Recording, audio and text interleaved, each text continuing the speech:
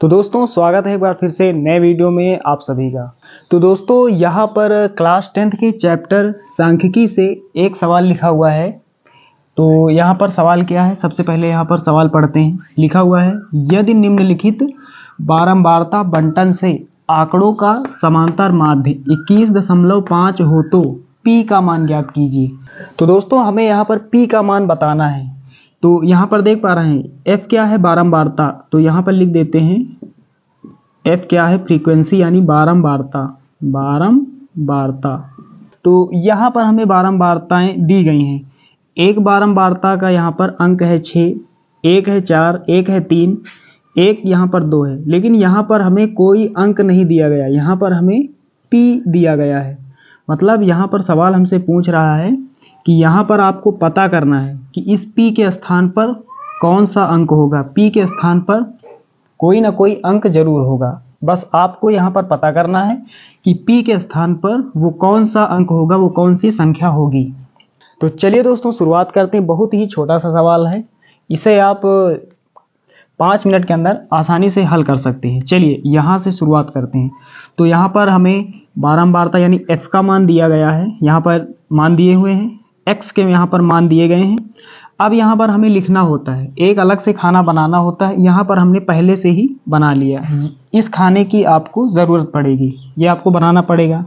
चलिए यहाँ पर थोड़ा पूरा यहाँ पर बना देते हैं। साथियों यहाँ पर हम क्या लिखेंगे, यहाँ पर हम लिखते हैं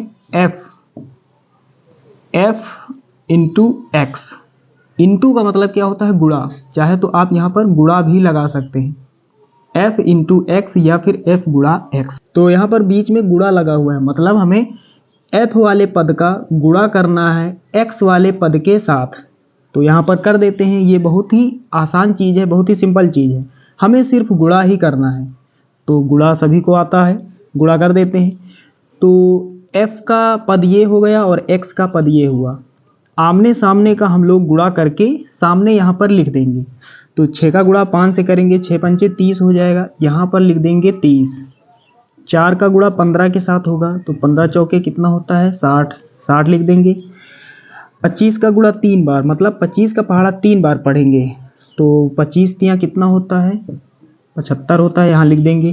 35 का गुणा P से होगा, 35 P हो जाएगा। 45 का गुणा 2 से करेंगे, 45 दूना 90। तो यहाँ पर सिर्फ आपको गुणा करना होता है, सामने वाले पद का गुणा सामने वाले पद के साथ करेंगे और इधर F इंटू एक्स के सामने ही लिखते हुए चले जाएंगे। अब यहाँ पर थोड़ा हमें क्या करना होता है, यहाँ पर हमें बारंबारताओं का योग करना होता है। क्या करना होता है, बारंबारताओं का योग। ये सभी बारंबारताएं हैं, यहाँ पर ये सभी बारंबारताएं हैं, इनका हमें योग का मतलब जोड़ना है, हमें प्लस करना है। तो इनको जोड़ लेते हैं। तो जोड़ने के लिए हम सिग्मा का यहाँ पर प्रयोग करते हैं, मतलब आगे सिग्मा लिखा जाता है। सिग्मा का मतलब होता है कुल योग। उसके बाद हम क्या लिखेंगे, F लिखेंगे। मतलब यहाँ पर इसके बाद लिखना होगा कि हम किन्हें जोड़ने जा रहे हैं, मतलब बारंबारताओं का योग करने जा रहे हैं हम, तो F लिखना होता है। तो यहाँ पर क्या लिखेंगे, F मतलब फ्रीक्वेंसी। तो सिग्मा F, इसका मतलब क्या हुआ, बारंबारताओं का कुल योग। सिग्मा का मतलब कुल योग और F का मतलब बारंबारता, बारंबारताओं का कुल योग। इन सभी को यहाँ पर जोड़ेंगे, कितना होगा, यहाँ पर P दिया गया है, तो पहले यहाँ पर लिख लेते हैं प्लस का P। उसके बाद 6 4 10 10 3 13 13 2 15। तो यहाँ पर क्या हो जाएगा, टोटल 15 प्लस P। इन सभी को हम जोड़ेंगे, क्या हो जाएगा, 15 प्लस P। अब यहाँ पर आते हैं, यहाँ पर हमें थोड़ा काम करना होता है। यहाँ पर चलिए इसको थोड़ा बड़ा कर लेते हैं। यहाँ पर अब यहाँ पर हमें क्या करना होता है, यहाँ पर भी हमें कुल योग करना होता है। तो ऊपर जो लिखा होगा उसी का हम योग करेंगे। तो कुल योग के लिए हम क्या लिखेंगे, सिग्मा। मतलब क्या यहाँ पर बनाएंगे, आगे सिग्मा बनाएंगे। यहाँ पर क्या लिखेंगे, उसके बाद F into x, F into x मतलब F गुणा X वाले पदों का कुल योग। जो आपने F और गुणा X किया है, इन सभी को आप जोड़ दीजिए, मतलब इन सभी नंबरों को हमें जोड़ना है। तो यहाँ पर 35P हमें जोड़ना है। तो पहले यहाँ पर हम लिख देते हैं 35P। यहाँ पर क्या लिख देते हैं, 35P, क्योंकि P वाला पार्ट अलग रहेगा। उसके बाद यहाँ प्लस लगाएंगे। अब जो बचता है यहाँ पर जोड़ लेते हैं। 35p को हमने यहाँ पर लिख लिया, इसे नहीं जोड़ना है, बाकी सारा कुछ जोड़ लेते हैं। तो पहले इकाई की तरफ से जोड़ते हैं। 0 में 5 जोड़ेंगे 5, तो यहाँ पर 5 होगा। उसके बाद दहाई वाला अंक यहाँ पर 9 है, 9 और 7 कितना होता है 16 में 6 जोड़ेंगे 22, और 22 और 3 कितना हो जाएगा, 22 3 हो जाएगा, कितना हो जाएगा 25 हो जाएगा। तो 25 यहाँ पर लिख देंगे। तो यहाँ पर कितना हो जाएगा 255, मतलब 60 और 30 90, 90 और 90 कितना होगा 180, 180 में हम 75 जोड़ेंगे 255 हो जाएगा। तो यहाँ पर ये सारा कुछ हमने जोड़ लिया है। अब क्या करते हैं, अब हमें कुछ नहीं कर रहा है, सारा काम हमने कर लिया है। सिर्फ यहाँ पर हमें सूत्र रख देना है। सूत्र बहुत ही इसका आसान होता है। समांतर माध्य का सूत्र क्या होता है, यहाँ पर लिखेंगे समांतर माध्य। समांतर माध्य पूरा यहाँ पर नहीं लिखेंगे क्योंकि यहाँ पर जगह थोड़ी कम है, तो पूरा नहीं लिखेंगे। समांतर माध्य बराबर क्या होता है, sigma F into x, into का मतलब गुणा, और बटे में क्या होता है सिग्मा एफ। चलिए अब यहाँ सारे मान रख देते हैं। तो ये दोस्तों क्या है समांतर माध्य। समांतर माध्य हमें ऊपर प्रश्न में दिया गया, सवाल में दिया गया, यहाँ पर लिखा हुआ समांतर माध्य 21.5 है, तो इसके स्थान पर हम लिख देंगे 21.5 बराबर लगाएंगे sigma F into x. F into x का कुल योग हमने यहाँ पर किया है, एफ इंटू एक्स का कुल योग यहाँ पर कितना 255 प्लस 35p। तो ऊपर क्या लिखेंगे 255 प्लस 35p। उसके बाद पूरे में बटे का निशान लगाएंगे। सिग्मा एफ यानी बारंबारताओं का कुल योग, यहाँ पर सिग्मा एफ का मान कितना है 15 प्लस p, नीचे लिख देंगे 15 प्लस p। अब यहाँ पर दोस्तों देख पा रहे हैं ये संख्या बटे में है, बराबर बीच में लगा हुआ है और ये बटे में है। तो बटे का मतलब होता है ये भाग में है, बराबर के इस तरफ ये भाग में है, इस तरफ इसे भेजेंगे 21 दशमलव के पास इसको भेजेंगे इतना ये पार्ट, तो इधर ये गुणा में हो जाएगा। तो कहने का मतलब ये कि जब कोई संख्या इधर भाग करती है तो उधर गुणा करती है, और उधर भाग करती है तो इधर गुणा करती है। तो यहाँ पर 15 प्लस p जो है वो गुणा करेगा 21.5 के साथ। तो यहाँ पर लिख लेते हैं 21.5, इसके साथ हमें गुणा कराना है 15 प्लस p का, तो ब्रैकेट में लिख लेते हैं 15 प्लस p। तो बीच में यहाँ पर कोई चिन्ह नहीं है, मतलब यहाँ पर गुणा है, इसीलिए हमने यहाँ पर ब्रैकेट लगा दिया। बराबर लगाएंगे, यहाँ पर क्या है 255 प्लस 35p। तो दोस्तों यहाँ पर कैसे हल करेंगे, दशमलव यहाँ पर लगा हुआ है, दशमलव को हटाने का क्या तरीका होता है, तो यहाँ पर थोड़ा समझते हैं। जैसे यहाँ पर 2.5 लिखा हुआ है, तो इसके हम नीचे बटे में 1 मान सकते हैं। हर संख्या के नीचे 1 माना जा सकता है, तो 1 हमने यहाँ पर मान लिया। अब दशमलव हटा देंगे, दशमलव हटाएंगे तो नीचे क्या बढ़ाएंगे 1 0 बढ़ाएंगे। 1 0 क्यों हमने बढ़ाया, क्योंकि 1 अंक के बाद ही यहाँ पर दशमलव लगा हुआ था। चलिए एक एग्जाम्पल और देखते हैं। जैसे यहाँ पर लिखा हुआ है 2.115, इस प्रकार से लिखा हुआ है। इस दशमलव को हमें हटाना है। कैसे हटाएंगे, सबसे पहले नीचे 1 मान लेंगे, उसके बाद देखेंगे इकाई की तरफ से कितने अंकों के बाद दशमलव लगा हुआ है। 1 2 3 अंकों के बाद दशमलव लगा हुआ है, इसको हटाकर 3 0 नीचे बढ़ा देंगे। तो ये होता है, यहाँ पर ये चीज़ हमें करनी है, इस दशमलव को हटाना है।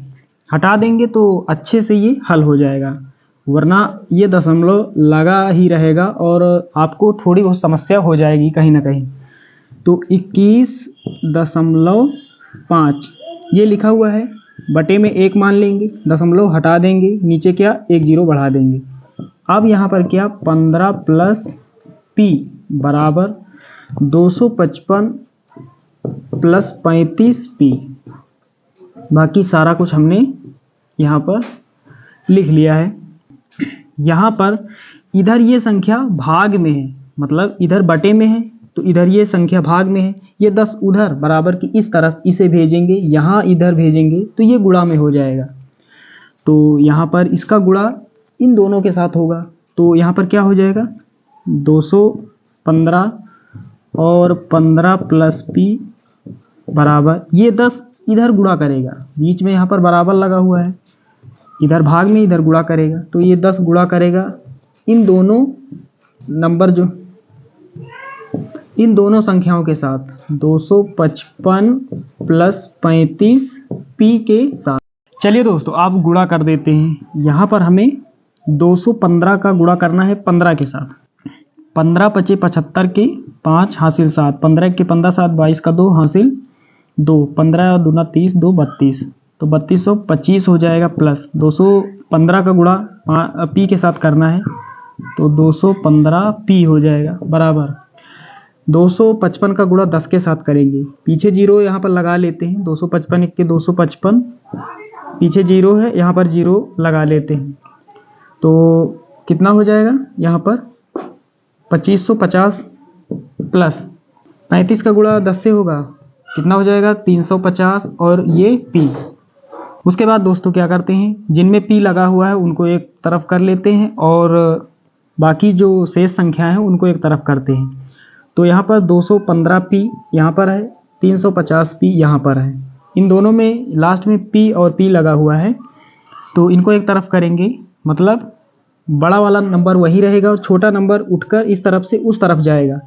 तो 215 छोटा है, 350 बड़ा है, तो 350p यहीं पर रहेगा, इसको इस तरफ भेजेंगे, इधर ये प्लस में है तो उधर ये माइनस में हो जाएगा। उसके बाद 3225 ये बड़ी संख्या है, 2550 छोटी संख्या है, इसको इस तरफ लाएंगे, बराबर के उस तरफ ये प्लस में है, इधर ये माइनस में हो जाएगी, तो यहाँ पर क्या हो जाएगा, यहाँ पर हो जाएगा 3225, इसको इधर लाएंगे तो माइनस का 2550, के बाद ये बराबर लगाएंगे 350p